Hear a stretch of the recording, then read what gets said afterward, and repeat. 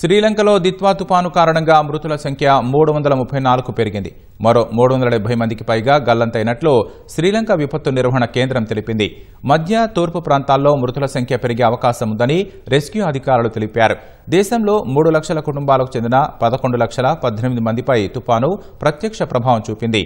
Operation Sagar బంధు పేరుతో ఆపన్నహస్తం అందిస్తోన్న భారత్ వైద్య బృందాలను సైతం పంపింది. భారత వాయుసేన ఎన్డీఆర్ఎఫ్ సిబ్బంది యుద్ధ ప్రాతిపదికన సహాయక చర్యల్లో పాల్గొంటున్నారు.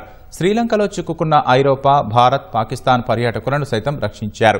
C-130J, IL-76 రవాణా విమానాలతో 21 టన్నుల సహాయ సామాగ్రిని భారత్ పంపిణీ చేసింది. INS సుకన్య నౌకతో మరికొంత సహాయ సామాగ్రిని తరలించింది. కొలంబోలోని భారత హైకమిషన్ భారతీయ ప్రయాణికులకు నిరంతరం అందుబాటులో ఉంటోంది. దిత్వా ప్రభావంతో తమిళనాడు, పుదుచ్చేరిల్లో ఎడతెరపి లేని వర్షాలు కురుస్తున్నాయి. 3 మరణించారు. రామేశ్వరం, నాగపట్నం తీర ప్రాంత పట్టణాల్లో జనజీవనం అస్తవ్యస్తమైంది. రానున్న 24 గంటల్లో తమిళనాడులో అనేక చోట్ల అతి భారీ వర్షాలు కురిసే అవకాశం ఉంది.